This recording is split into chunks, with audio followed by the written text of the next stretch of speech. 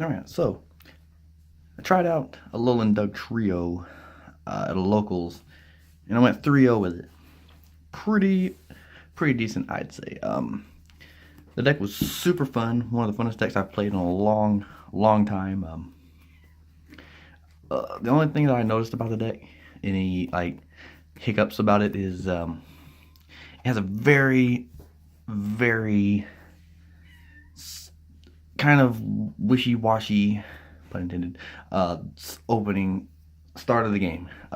If you can make it to the later part of the game, to the mid to late game, the deck just flows fine. You're recovering energy, you're hitting for big numbers, you're just fine every turn.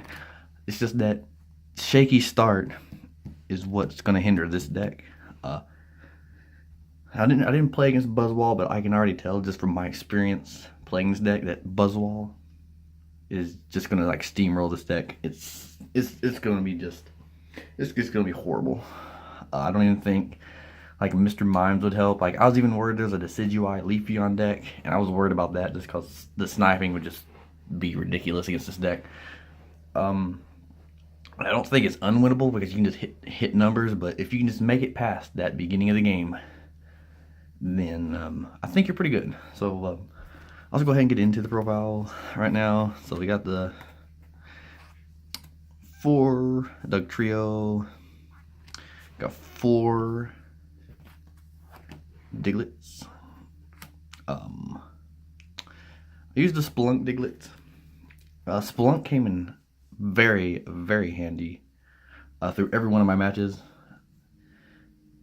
Like I went against a Glaceon GX deck, just pure Glaceon.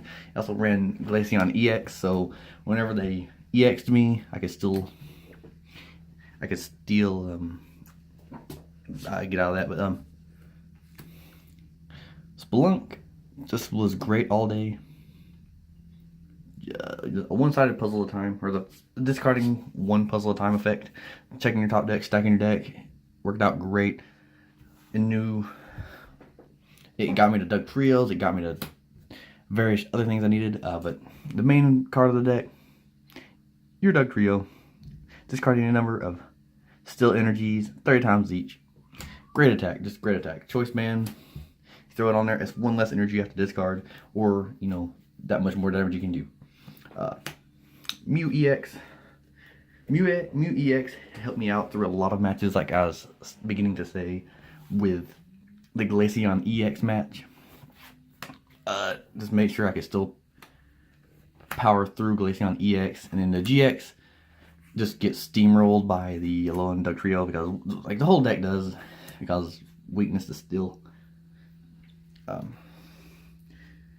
We got a 2 Zoroark line.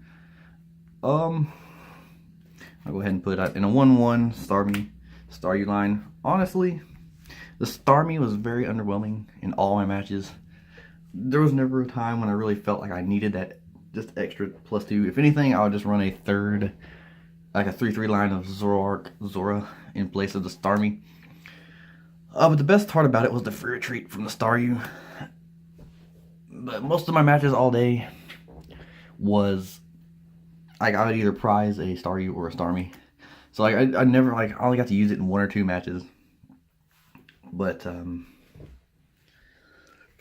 it's good in theory, but executing it, like, you really don't need that much energy like recovery. Like there's only like a few like clutch moments where you need a lot. Like at the beginning of the game, if you get set up good enough, you can just poke for little bits of damage, and then you're just, you know, throwing down them big ones, and you save like the big knockouts for something they got set up, one of their big like Pokemon that they absolutely need.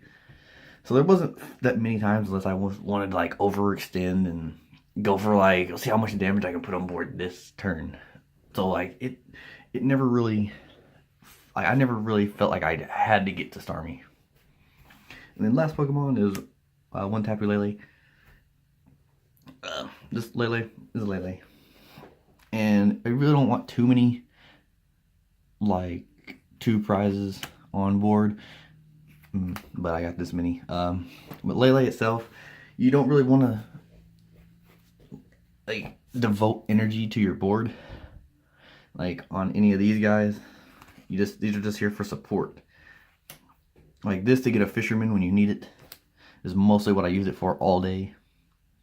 And then, you know, just to draw power with Zoroark. I never attacked with any of these, just these guys. But that would be it for the Pokemon lineup. Then for our stadiums, of course, we got 3 Coronet. Just get 2 back, you know, each of your turns. Luckily, I went against the Duskmane Necrozma Magnezone deck, so this is always in play. So that was like a huge advantage for me. Though its first attack, it didn't need, like, the thing about that match is, like, they just need to get 3 energy and just poke for 60. So, you know, but, like, you can just return knockouts so viciously in this deck. Like, they'll hit you for 60, then you turn around and hit them for, like, 210, and then they're just like, well, now I gotta set up another one, gotta get my energy back, and so, you know, and you're winning the prize trade. Like, that's the big thing about this deck, is it wins the prize trade. It can just return KO everything. And, like, your setup is so much better because you don't have to worry about getting 2 to 3 energies on. You just need to get them in your hand and you're good. For supporters, I chose to do a 4 Cynthia, 2 N, and 1 Sycamore line. This worked just fine. Cynthia was great.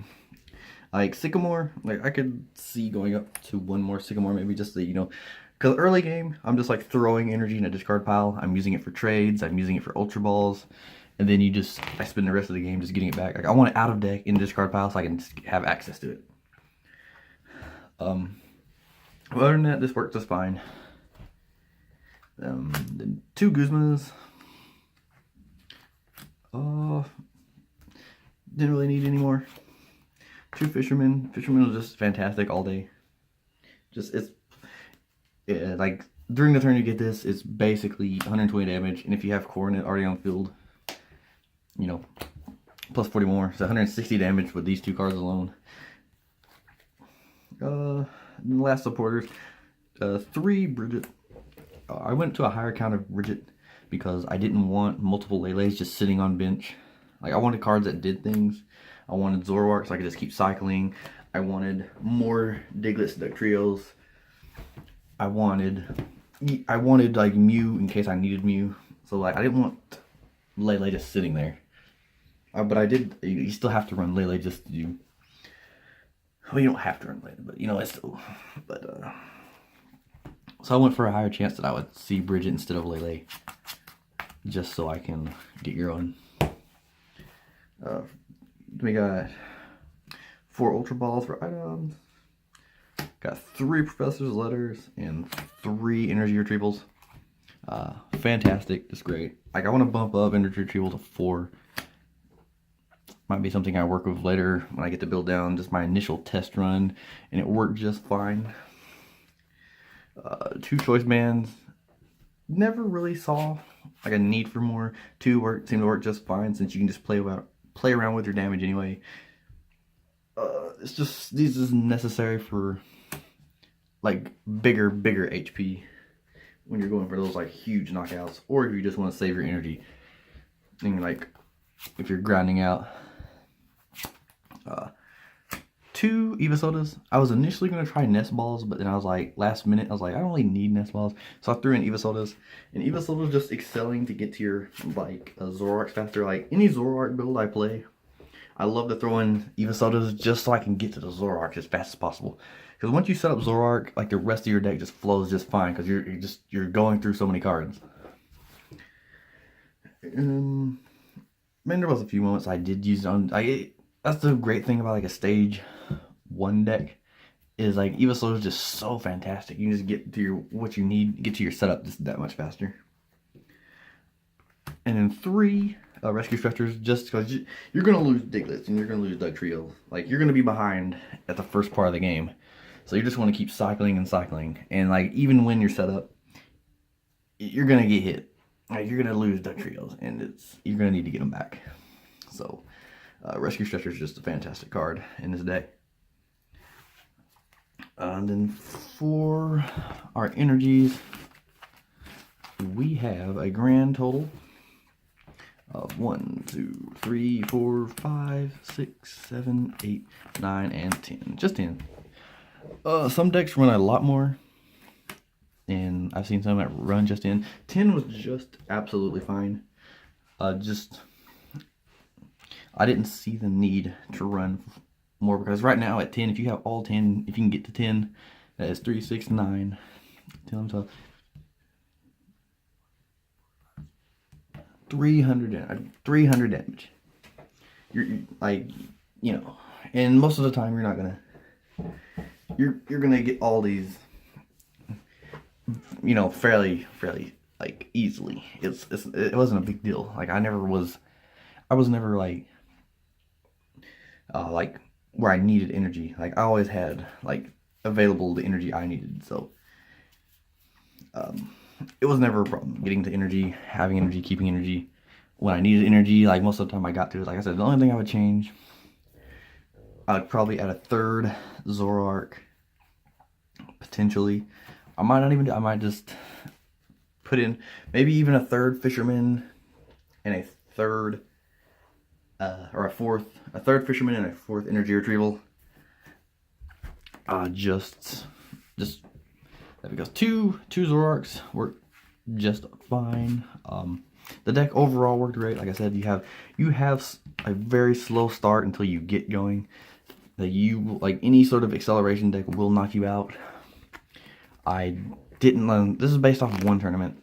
I went 3-0. My matches were round 1 against Duskmane, Magnezone, and then round 2 was against Glaceon, and then round 3 was against Bulu. You can hit 180 pretty decently in this deck. Fairly consistent. This is one of the like easier up there numbers to hit, because like once you get 6 energies in the discard pile, all you need to do is just, you know, stream Fisherman and mount Coronet, and then you're good. So it, like, really wasn't too much of a problem. But other than that, the deck worked just great. Like, getting going is just fantastic. Like, this deck is so much fun when you just start going and your opponent's just like, what? These hair boys, what? But anyway, guys, I hope you enjoyed the deck profile. I will be profiling more Ultra Prism decks. I've built most of them. I will be uploading my Raichu GX deck next. Another one of my favorites I've been waiting for. But anyway, guys, I hope you enjoyed it. Thanks for watching. Until next time.